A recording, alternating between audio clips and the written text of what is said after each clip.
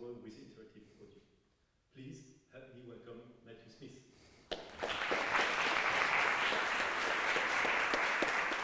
Thank you.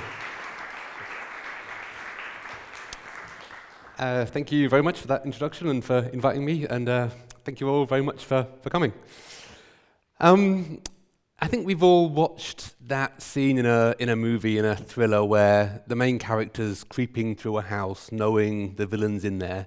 They take the penultimate step, the score cuts out, we know what's going to happen, they take one more step, and boom, there's the bad guy. And the sound design in that kind of moment does an awful lot of the kind of heavy lifting. It gives you that feeling of anticipation, gives you that intake of breath because you know something's about to happen. It really drives that suspense and that story in that instance. And the sound designer, the sound supervisor's got all the tools they need in that situation to do that. They've got the score, they've got the Foley, they've got all the other components, and they can choreograph that moment exactly for you. But the other thing they've got is a complete knowledge of what is about to happen. They know the character's going to take that penultimate step. They know then they're going to take that final step. They've agreed it with everyone. Everyone's involved in that, the director, the editor, and the sound designer. They all come together. Someone literally tells that actor to take that final step. But what if that's a video game? What if you're not watching that character take that step on the screen, but you're controlling them? If I'm creeping through a house in a scary game and the score cuts out, I'm not going to take that final step. I'm going to just loiter indefinitely. It won't be a cool cinematic moment. It'll be a really awkward, uncomfortable moment. And so much of what's good about sound design is that understanding of that flow. It's telling those mini stories. A lot of sound design isn't what you hear right this second. It's how you piece together multiple seconds, how you tell that story, how you know what's going to happen. And that's what I want to talk about today, is how we kind of deal with that challenge in video games. Because the singular kind of defining characteristic of games is player agency. You aren't just watching something, you're giving players control of what they do. That's what makes the medium very different from anything else and what makes the medium kind of special. It connects to people more than lots of other types of medium do because they feel more invested in it. It is, to a degree, them, not someone they're watching. And they have that feeling of control to some degree all the time. So what I want to talk about today is how we go about trying to solve that challenge, how we don't just say, we don't know what's going to happen, so we'll just play any old thing, and we try and create those cinematic moments to create those kind of highs of linear sound design, where we can tell those stories, where we can give you those feelings of anticipation, and where we can make those kind of payoffs really high and really polished, but without removing that player agency, without taking that control away from players and feel like they're watching something happen to someone else, rather than feeling like it's happening to them. And I should probably say some of you probably know more than me about sound design in video games, and some of you have probably never played a game in your life, so I will try and be both confusing and condescending all at once. And one thing I won't talk about particularly, one way you solve this kind of duality problem is by giving players a bit of both. You give them a really big cinematic moment where they put the controller down and they watch a little mini movie. We call them cutscenes or cinematics. And then you pick up the controller and you play a kind of rough around the edges, not that polished experience, and then you go back to watching the movie. And that's a completely kind of legitimate structure in games, and there's a great art and craft to doing that. But that's not what I'm going to dig into today. Today I want to talk about the ways we try and solve those problems at the same time, make those properly interactive moments feel special and feel polished, like you're watching a movie of your own life, even though you're in control of it. So I'll dive in with kind of a perennial example of video game genres, racing games or car games. And in a game centered around a car, the car really is the star. It's the star of the show, and you need to make it the main character, and you have a lot to deliver on how that car sounds in a game. And there's a bunch of different things you need to kind of deliver on. You need to provide a lot of feedback to the player. You need to tell them it's time to change gear, for example, is the simplest thing. You don't change gear in a car. Well, this is North America, you just don't change gear in a car. But if you were a racing driver or you lived in Europe, you wouldn't change gear in a car because you see the rev gauge hit the red. You'd know to change gear by the sound of it. It's conveying an awful lot of kind of useful gameplay information.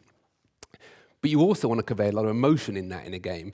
That car, it really is a character. You want to capture its kind of power or its struggle. You want to really get the emotional connection of what's happening there across the player by how it sounds. And you also, in a lot of games at least, want to aim for a high degree of authenticity or realism. You want to really represent that car that you're looking at. Car nuts are kind of second only to gun nuts on going on the internet and telling you you've ruined their lives because actually a twin-turbo V8 is quieter than a single-turbo. And how dare you call yourself a sound designer? So you're trying to make all these things come together, that feedback, that emotion, and that authenticity. And you might think, what's the way you would go about doing that? How would you create the sounds of a car in a game? And the most kind of obvious sound of a car, you might think, is that kind of accelerating from standing still right the way up to top speed. That's the most kind of dramatic, interesting thing a car does. So step one might be just to go and record that. You mic up a car, you do those kind of acceleration runs, and it sounds perfect. And you can put that in a game, and it'll sound great. But there's a world of problems with doing that. The first one is if the player just chooses to fully accelerate, awesome. You're faithfully representing what that would sound like in the real world or how you want it to sound. But what happens if the player lifts off the accelerator, or worse, they half accelerate? You can't take that wave and play it at half speed. I guess you kind of can, but you don't. That just doesn't sound good. It's very, very inflexible. It captures that one perfect way of playing, but it doesn't allow the player any agency. They can't do something else and also have that sound good with the way you've recorded that. So the standard kind of slightly old school way we would do that in games is by what we call the loop model. So you would record the sound of a car at a steady speed, a steady RPM. You'd record that at a slow speed, a medium speed, a high speed, or however many you want. And you have kind of what's shown in the top right here. This kind of RPM goes to the left to the right, and you pick which loop you want to play. So you play the slow loop, and you crossfade to the medium speed loop, then you crossfade to the kind of high speed loop, or however many you want. And you'd pitch those loops up or down to try and kind of make them match. And that works pretty well. You can play games today that do that and sound tremendous. And the key thing it gives you is a lot of flexibility. Whatever the car's doing in terms of RPMs, however fast it's going, whatever gear you're in, you can make something that sounds pretty good. It can represent absolutely anything to a degree. But its key strength is it sounds perfect when you're doing one steady speed. And it's at its worst, its biggest weakness, is if you're accelerating, because you're playing back a real sound of a car if you're sat doing 80 kilometers an hour, and you're playing this kind of re-simulation, smushed up, lots of crossfades, pitching, mischaracterization of the car as it accelerates. You lose a lot of that character. It sounds very kind of sterile and soulless versus that real recording of a car going from 0 to max speed. You can do lots of things to try and get around that, but its fundamental problem is that it sounds best when you're driving in a really boring way, and it sounds worst when you're doing something exciting. So in a parallel universe where the biggest selling games was elderly couple takes a fuel-efficient road trip, loops are the perfect way to go. But sadly, that isn't the majority of racing games. They're doing exciting things where you want that acceleration to sound the best. So the kind of more modern and more expensive route to this is using granular synthesis. This is a screen grab from Rev, one of the most popular tools for doing this. And what that kind of granular synthesis does is it takes that original acceleration recording from stationary to top revs, and then it analyzes each little grain in there. And this is perfectly suited to car engines. Car engines are kind of literally little grains of tiny explosions as every piston fires.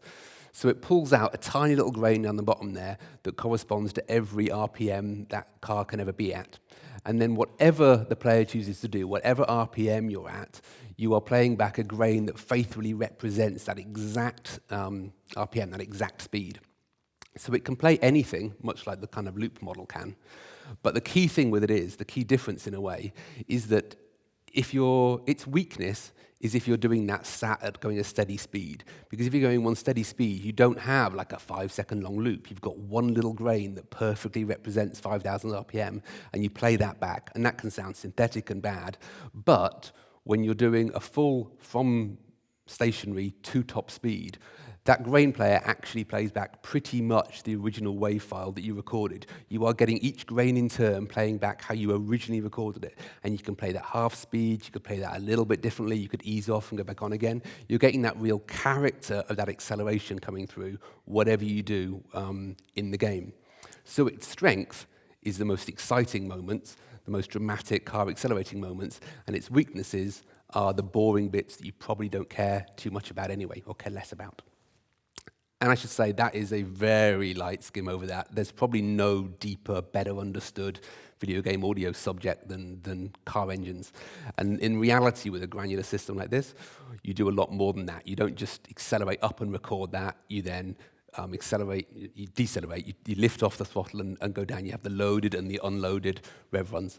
And so you can capture the character of the engine even more from that. You then put DSP over the top of it, you throw little one-shots in, you do all sorts of things. A very, very kind of complex end result. But fundamentally, the reason it captures exciting racing so well is that you have the raw material of that acceleration loop. Not loop, run. And that's kind of the perfect situation. You can recreate the best stuff, but you also get flexibility. But it's expensive. And the first game I ever worked on back in the day, probably disturbingly before some of you were born, was GTA San Andreas. And we didn't have the power then of a console to do a granular model like that. But we didn't just, the car was the star again. So we didn't just want to use these kind of loops. So what we did there was we recorded loops for the kind of boring driving, but we also recorded that same acceleration run from 0 to top speed. And if that's what you were doing in the game, if you were flooring it, we would play that original wave back just exactly as it was recorded. And if you eased off slightly or you went over a bump, we'd kind of hide it by just pitching it a little bit or playing a one-shot or playing something that distracted you and stopped you noticing you weren't getting that engine being responsive. And as soon as you weren't accelerating 90%, we'd drop out and go back to the loops. So we kind of got the best of both worlds in a way there, in a cheap and dirty way. And in some ways, kind of feel like adjusted for inflation, that probably still sounds great today. Like it would sound terrible today because it was like low sample rates and there was no environmental modeling and they were mono, so it would actually sound terrible. But if we'd done that cheap way today with high quality sounds, it could and probably would still sound as good or better than a granular system ever could. And the key thing there was we made it sound amazing in exciting moments, and we made it sound dull in dull moments. We kind of picked our battles very, very well there in where it would sound good is when it mattered, and where it would sound less good is where it kind of mattered less. And leaping forward like a couple of console generations, we use that same kind of technique in a very, very different situation. The half of the time in GTA, when you're not in a car, you're shooting things. So you spend a lot of time in chaotic shootouts in the game.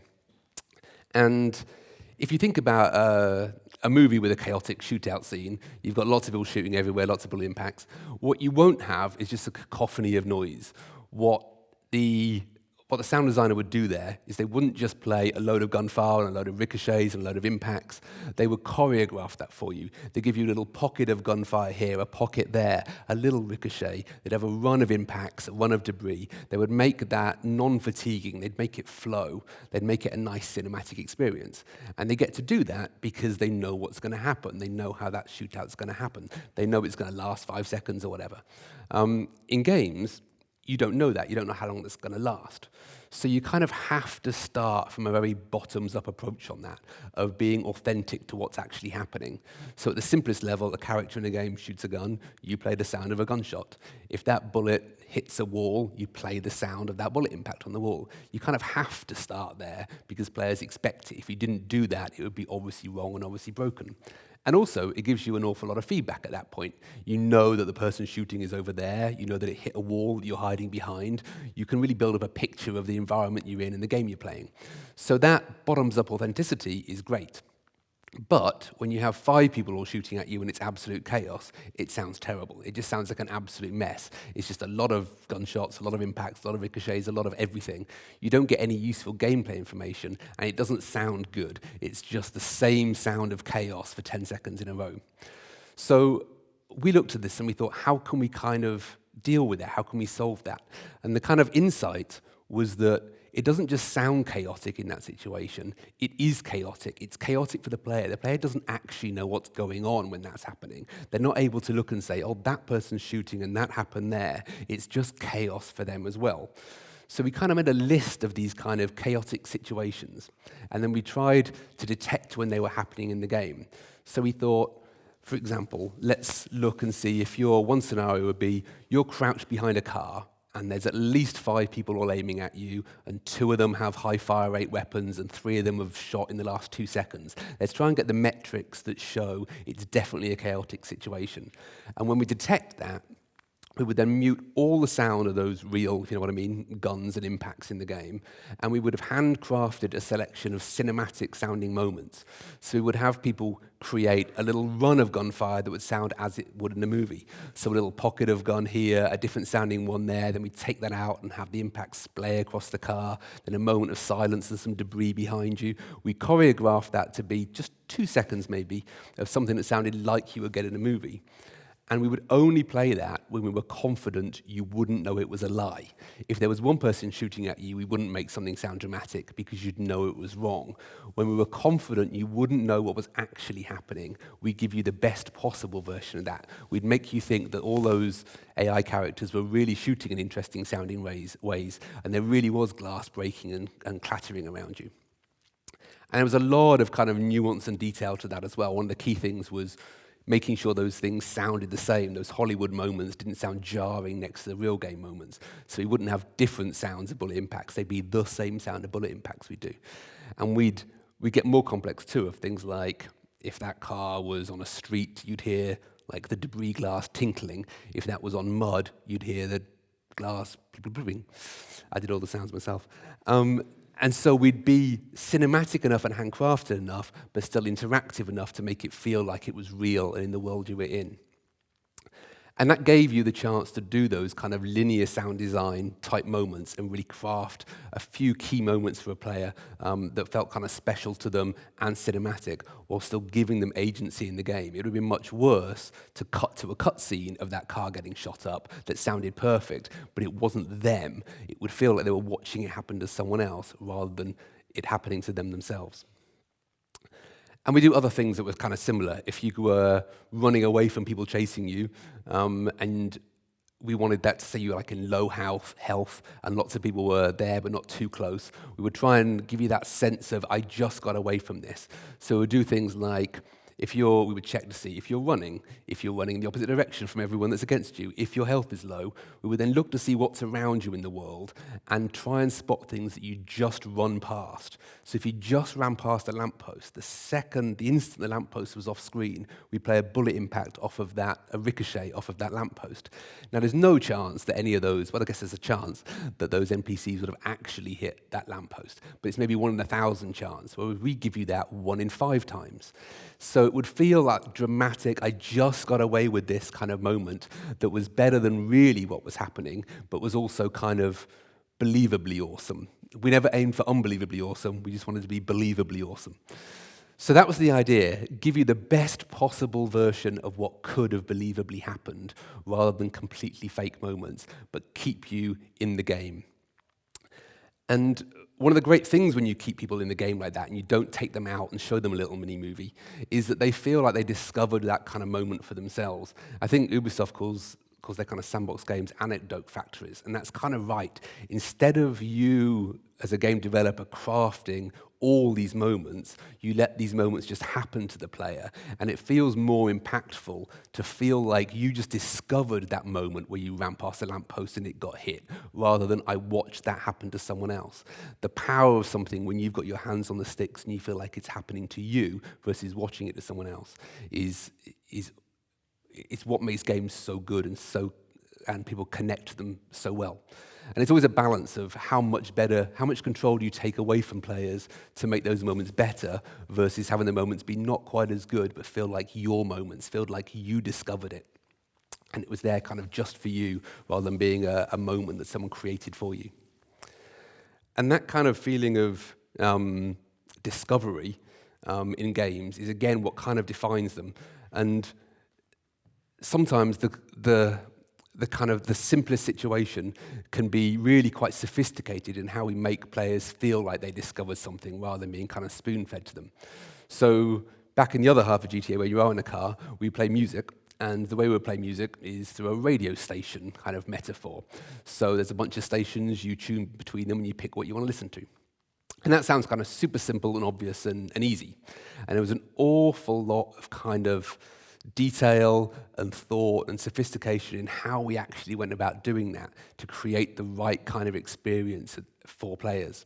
So at the kind of simplest level, it's a radio station. If you're driving along and you think, oh, I want to hear some pop right now, you tune to the pop station, what do you expect to hear? What you probably don't expect is to tune and have it start at the beginning of a track, because that's what you'd expect if this was a Spotify playlist. So our first thing was like, we'll just stick tracks in playing, and sure enough, it sounds kind of bad. It feels like you chose to go and listen to that song rather than discovering a radio station was there. So we realized that that kind of starting right at the beginning was a very bad way of doing it. So we tried just kind of randomizing wherever you were. You retune, we pick a random place in the song, and that's where it plays from. And we found a couple of things that were then wrong with that. We pick a random place in a song and play it, you then tune away, you come back 5 seconds later, it's a whole different song in a whole different random place. You know that we've decided to play that song for you rather than feeling like that station really exists in the world, that's really happening, and you just lucked into coming to it. Again, it feels like you're in more control than you almost want to be. What you want is to kind of feel like you're maybe missing out on something by not listening to each station. That thing is really there in the world, and you're just lucking into coming to it. So that's one of the things we'd do. We'd track, once you'd ever listened to anything, where you were. And if you went away, we'd know where that should still be. And if you ever come back to that station, yep, that's still playing, that carried on. Everyone else in the world was listening to that while you'd gone away. We'd also actually make sure it didn't start at the beginning. If you do retune a radio, you might sometimes obviously get a song that's in the first few seconds. And what we found there was that that doesn't work either, because the first few seconds of a song are typically lower key, harder to work out what they are, less recognizable. So if you didn't deliberately go and listen to pop, if you were just surfing the channels, you'd retune if it was at the beginning. You'd have to wait to see what it was and then discover it was something you didn't like and go away again. So we'd actually skip that first kind of 10%. So we'd always join somewhere not right at the beginning. And the other thing we realized is you turn the radio on, you often join near the end of a song.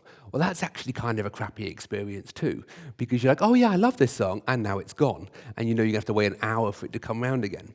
So where we kind of settled was on picking somewhere between about 10% and 30% of the way through a song. It always feels completely random. You feel like you got the luckiest place to join that song every time, but surely that's just where it was. That's the natural place that song was at. So it was giving you that feeling of control, but also that feeling that this thing exists. I'm discovering it, not controlling it myself. That fine balance between how much control you give the player and not giving them kind of too much was a really interesting kind of dynamic we found with the way we set that up to get that I got lucky every time I tuned the radio, but still feeling like that was perfectly normal and we hadn't engineered it for you. And that kind of feeling of discovery and control was also interesting with the radio because it's not a real radio. We're just deciding what to play when. We can do whatever the hell we like as kind of developers on that. So players would sometimes ask for a skip button on the radio. They like this channel, but there's a song they don't like. They'd like to fast forward it, which doesn't make any sense on a radio, obviously, but you're kind of used to it and you want it. And we tried it, and it's obviously kind of a good idea. It feels like a good idea. But what we found with that was that if you have that amount of control, say you have a favorite station, say you know you love country music, and so you get the game and you start listening to a country music station. Say there's 12 tracks on it, but there's maybe like 3 or 4 you kind of don't like as much as the others. So every time they come on, you skip those tracks. Now you're listening to a station with just 8 songs on it, and maybe that's like half an hour of play, that loops. You've really only got half an hour of music you're listening to in the game. So every time you skip, you feel good that you didn't have to listen to one of your least favorite songs. But very quickly, you're bored of the entire palette of music we're giving you. You've chosen the best thing every second, but you've created quite a bad world for yourself. Your music world has shrunk in this game. So by not giving you a skip button, by making you retune, what we found happened was that when people got to us, if they were on a station they hated, they just never come back to it. If they were on a station they liked but didn't like songs, they'd have to go away, they'd have to explore, they'd have to try another station for a little bit and then come back. And that exposed them to whole genres of music they didn't like, certainly songs they didn't know they liked, and certainly songs they'd never heard before. It helped that act of discovery and made people feel like the game was a destination you could kind of come to discover music versus, and your musical world kind of gets bigger, rather than this is just a worse way of playing the 8 tracks I already know I like. And people never felt like we were denying them control because it felt like a believable amount of control they had. They still had agency. We never said, thou shalt listen to this song right now. They always had choice. They just didn't have too much kind of choice to ruin it for themselves. And I always think of the analogy of like a restaurant. I like restaurants and food, and I know what I like, but the worst idea in the world, if I was in a restaurant, is to go into the kitchen and be like, make it like this, that sauce, just that hint of anchovy, put 5 times more anchovies in, I love it, it'll taste so much better. That next mouthful would kind of taste better, then you'd feel sick, and then you'd never go back.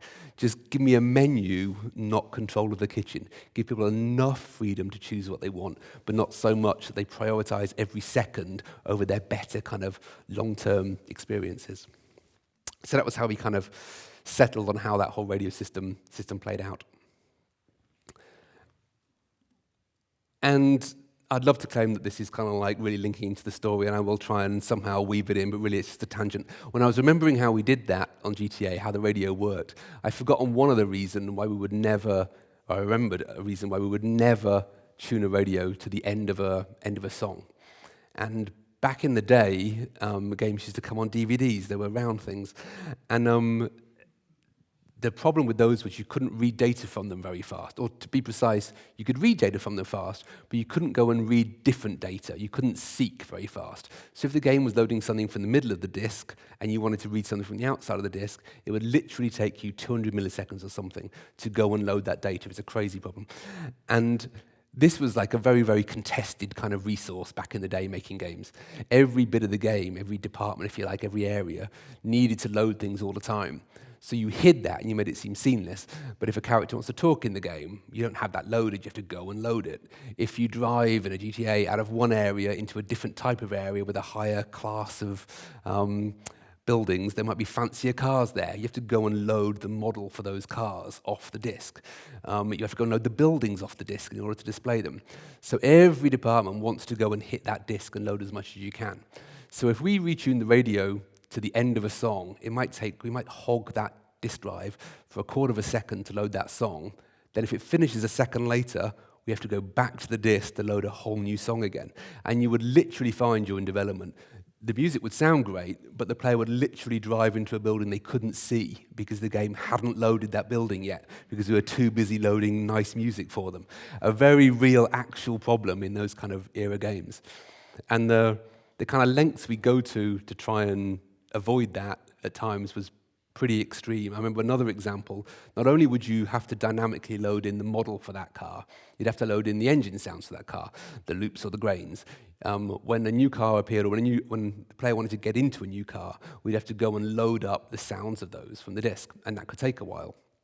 So what we'd find, particularly if you were running this on an old machine or you dropped your PlayStation or something and it was kind of wonky, it could take a really long time to do that kind of load. So in a GTA, you press whatever it is, triangle, you open the car door, you sit in and you start the engine. That's maybe like half a second to a second. That's the window we had to go and load the sounds for that car.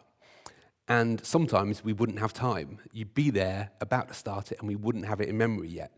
So we tried all sorts of things there. We tried just being silent, and then you start the car and it makes no sound, and then eventually you start hearing it, and it's kind of all right, but it's kind of pretty bad.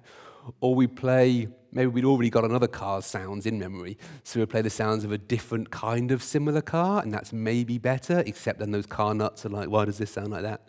And you can never get back to the kind of right sounds. We tried all sorts of things. We tried playing the radio a bit louder for a while to drown out the fact that you couldn't hear the engine. And what we settled on, probably the sneakiest solution we ever found to this loading problem, was that if you got in a car that either was old, it wasn't like a new fancy car, or it was beaten up, it had been crashed. If it felt justifiable that this car was a little bit kind of broken, shoddy, and you got in and tried to start it, and we hadn't yet loaded the sounds of the car, we would pretend the car wouldn't start, and we'd play until it had actually loaded. We would never do that if you were being chased by the cops or they was about to get you. And it's kind of stupid, and it absolutely worked. And the weird but subtly important thing, it really does relate to the talk, is if we just had the player sit there and not try and start the car, that would be the game saying, no, you can't do this. Whereas me made it so the car told you you couldn't drive yet. The game wasn't telling you you don't have control. This car was just telling you you didn't have control. You still felt like you had agency. You were frustrated at a thing in the game, not at the game, even though we built the car. And that subtle difference is really kind of important in making players feel not frustrated at you, but temporarily frustrated at something in the game. And that kind of keeping agency and keeping players feeling like they're in the world and they do have control. Another great example of that, and I've talked to some of you at least about this exact example before, was from Red Dead Redemption, a Wild West game a little while ago, that was aiming to be more cinematic and kind of slower paced and more detailed and less silly and chaotic than GTA. And we had an amazing instrumental score, interactive score in that game that could react to anything you were doing, would kind of set the mood, and we could drive the emotion through that or reflect the way you were playing.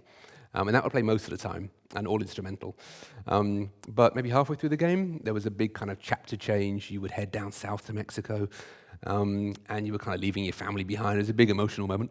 And we got a custom track by the amazing Jose Gonzalez, Far Away, composed this vocal track, which is the first time you ever heard vocals in the game, in a track. And we got that track to play as you did this first ride into Mexico, and this is kind of how it played out in the game.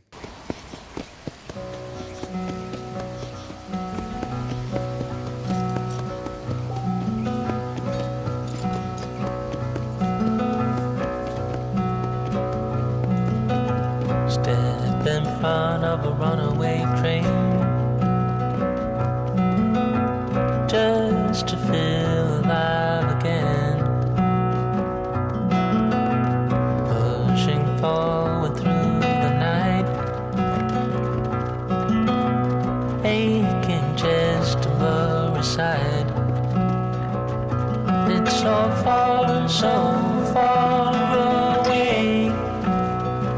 It's so far away.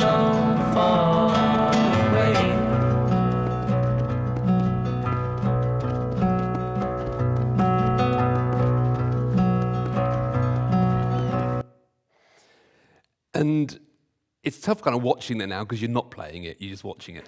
But the fact that that was in-game and you still had control when you were playing that was kind of unusual at the time. And there was a lot of internal debate about, couldn't we make this better by just putting it in a cutscene?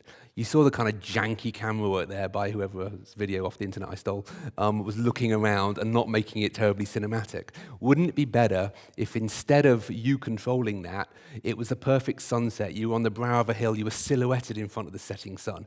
The camera angle could be just right, the pacing could be just right. You could ride in just the nicest way in time with the music. It would be a better, more polished cinematic moment if we stopped you having control of it and made it perfect. And this kind of moment, like I say, when you're watching it here, you're right, it would be better if we'd done that. But if you're playing it, it's kind of a trap to think it would have been better if I'd have seen that be perfect, because you'd be watching that happen to John Marston, the character, whereas when you were like holding the reins in your own hands, you felt like that moment happened to you. You felt like that was your emotional moment rather than watching someone else have an emotional moment. It connected so much better to players by virtue of feeling like it was them it was happening to rather than feeling like they were watching it with someone else. And I've no doubt that was kind of the right call. It was, this kind of regularly makes people's my favorite moment in the game lists. I think it wouldn't have done if it had been that slightly more polished, but slightly more kind of distant, this wasn't me, it was someone else kind of moment. And I think that's a clear win. That was kind of easy in a way. It was the right choice. But we definitely made some mistakes with it. Like here, they nicely ride off into not into the sunset, over the hills kind of thing. And when I was setting this up, that's what I'd do every time. I'd make sure if I just pushed forward and rode at a steady pace, that this whole moment came about kind of nicely. But it turns out what a lot of players did is they rode for like 2 meters, saw some flowers by the side of the road, jumped off the horse to pick the flowers because it was a good idea to pick flowers in the game. And then the music would stop, they'd get back on the horse again, it'd be gone. They never had that whole moment because they didn't play it the way I thought they should play it. They missed out on that whole thing. And it's kind of okay because they didn't have a bad experience, they just missed out on a great experience. Literally only a few people on the internet told me I'd ruined their lives. It was kind of not the end of the world, we just missed it being great. And looking back, the solution wouldn't have been to put it in a cutscene and remove control. The solution should have been to nudge people towards doing the right thing. We should have removed those flowers. We should have put something shiny on the hill that they wanted to get towards. We should have kept them having control, but just made sure they were likely to pick the most cinematic option.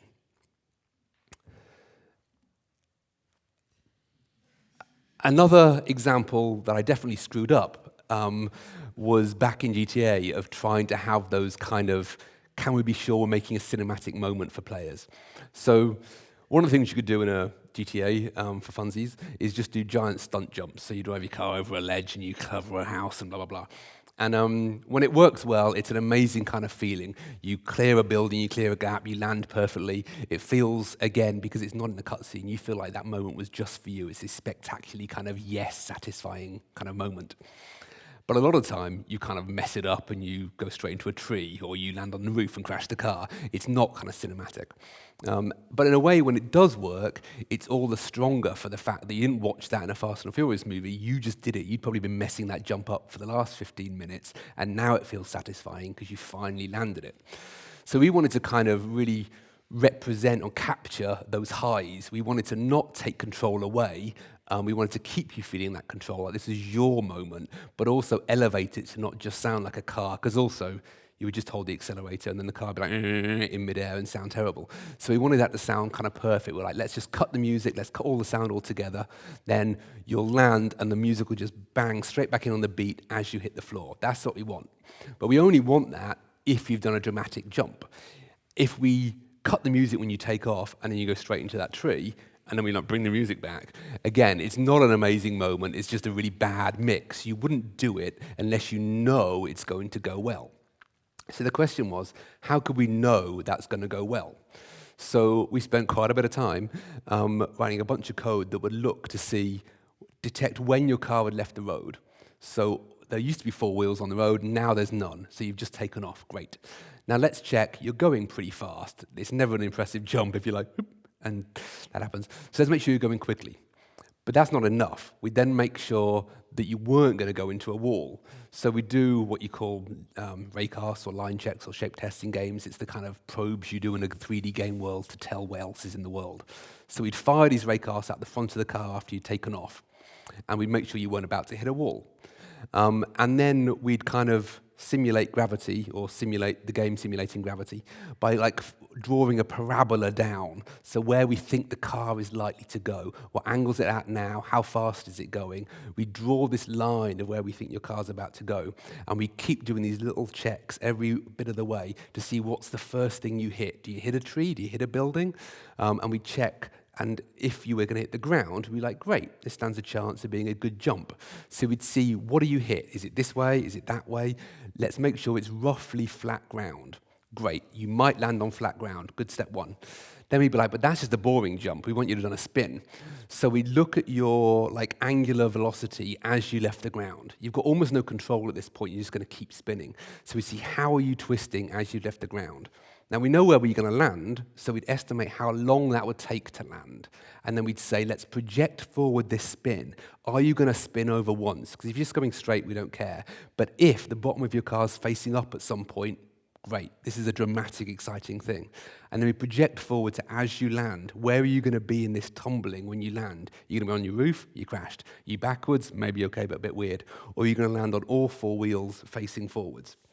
So we do all those checks, and we're like, yes, you're going to jump, yes, you're going fast, yes, you're going to spin, yes, you're going to land on the ground, not in a wall, and you're going to land the right way up and stand a chance of driving off. And when we were sure that was going to happen, we'd cut the music the second you left the ground, wait, and let you hang in silence in midair, and then boom, bring the music back as you hit the ground. And then half a second later, you'd drive straight into a wall we didn't know was there, and you'd feel like you crashed, or someone would drive a truck in front of you in midair, and we wouldn't be looking for trucks, we'd just be looking for the ground. It worked maybe half the time, and half the time it sounded kind of dumb and stupid. So I was dumb and stupid and said, let's not ship that because it sounds dumb and stupid half the time. Looking back, it sounded amazing half the time, and it's a dumb, stupid game.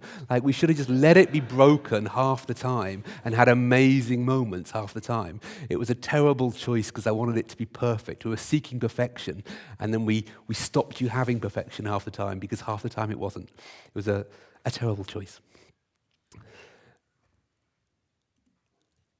And I'll end with an example of someone doing a much better job of that than I did.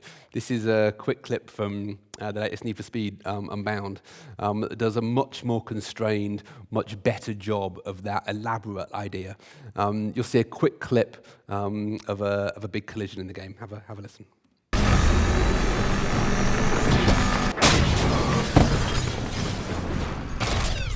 And it's kind of subtle, but they're doing, I presume, much the same as we were doing. They cut the audio there before the crash, before it hits. Have a quick listen again.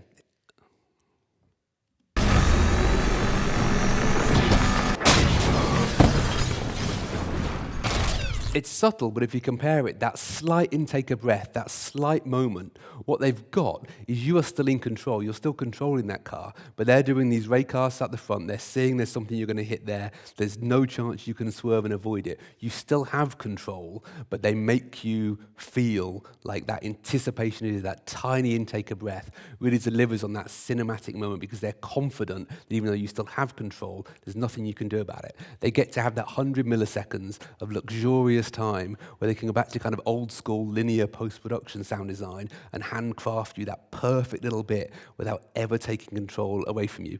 And it's subtler, but it's exactly the kind of thing we're always searching for, those opportunities in games to give you that perfect moment while not taking control away from you. And that's what I wanted to leave you with. Thank you very much.